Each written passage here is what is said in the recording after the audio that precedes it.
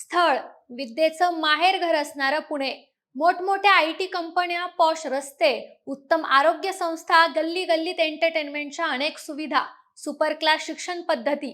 थोडक्यात सांगायचं तर सेंटर ऑफ अट्रॅक्शन असलेलं हे पुणे. याच पुणे जिल्ह्यातल्या राजगुरुनगरमध्ये एक भयानक घटना घडते. राजगुरुनगरमधील एका बिल्डिंगमध्ये प्रायव्हेट क्लास सुरू होता. जवळपास 35 विद्यार्थ्यांना शिक्षिका शिकवत होत्या. याच वेळी अचानक क्लासमधला एक विद्यार्थी आपल्या दप्तरातला चाकू काढतो आणि शेजारी बसलेल्या वर्गमित्रावरती हल्ला करतो. शिक्षकांना आणि बाकीच्या विद्यार्थ्यांना काही समजण्याच्या आतच ही सगळी घटना घडते.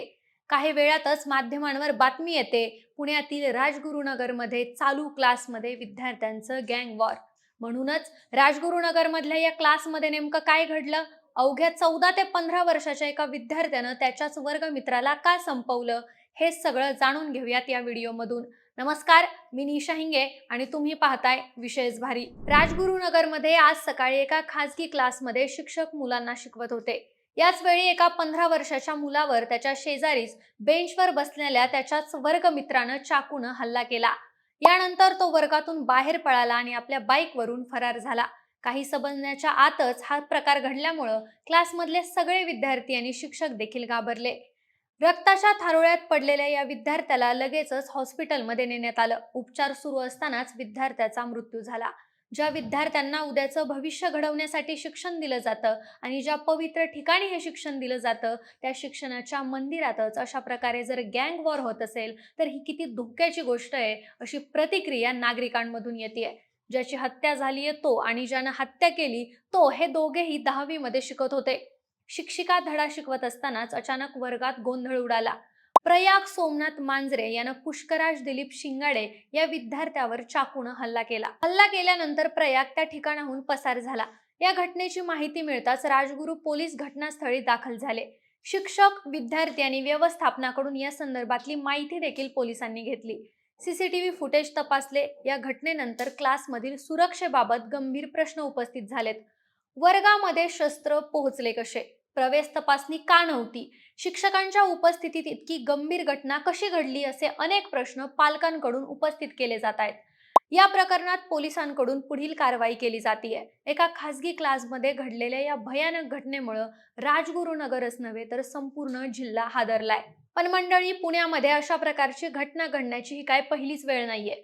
पुण्यातला बाजीराव रस्ता, एक वर्दळीचा भाग, या ठिकाणी भर दुपारी 3च्या सुमारास मयंक खराडे नावाच्या 17 वर्षाच्या तरुणाची हत्या करण्यात आली. त्यानंतर कोंढवा भागामध्ये घडलेलं गणेश काळे हत्या प्रकरण देखील आपल्याला माहित असेल. नुकतंच काही महिन्यांपूर्वी सिंहगड रोड पोलीस चौकीच्या हद्दीत नऱ्हे परिसरातील मानाजीनगर भागात पेट्रोल चोरीच्या संशयावरून चौघांनी एका 20 वर्षाच्या तरुणाची बेदम मारून हत्या केली. याच भागामध्ये अजून एक घटना घडली. गणेश विसर्जनाच्या मिरवणुकीदरम्यान गणेश मंडळ लाईनीत लावण्यावरून वाद झाला आणि या वादाचा बदला घेत 3 अल्पवयीन मुलांनी एका दीपक बनकर नावाच्या मुलावर सत्तूरने वार करत दगडाने ठेचून त्याची हत्या केली. वाघोली मधल्या लोहगाव मार्गावर अशीच एक भयानक घटना घडली. राजू लोहर आणि त्याचा मित्र दोघही सोबत दारू पीत बसले होते.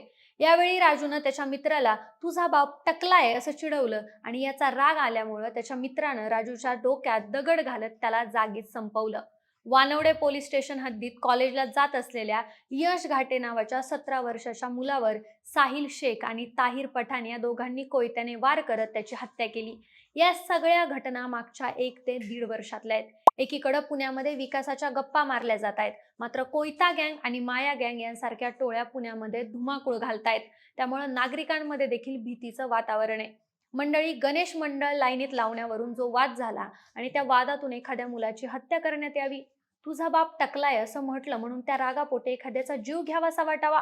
कुटुंबातल्या मोठ्या लोकांची भांडणं आहेत. यामध्ये लहान मुलांनी, म्हणजे ज्यांचा अजून करिअरचा पत्ता नाही की शिक्षणाचा पत्ता नाही, अशा मुलांनी या भांडणामध्ये उडी घेऊन एकमेकांच्या जीवावरती उठावं. इतकी हिंसकता मुलांमध्ये का आणि कशी निर्माण होते, हा सगळ्यात मोठा आणि गंभीर प्रश्न आहे. अगदी छोट्या छोट्या कारणांवरून एकमेकांचे जीव घेण्यापर्यंत मानसिक संतुलन कसं बिघडतं हे कळायला मार्ग नाही.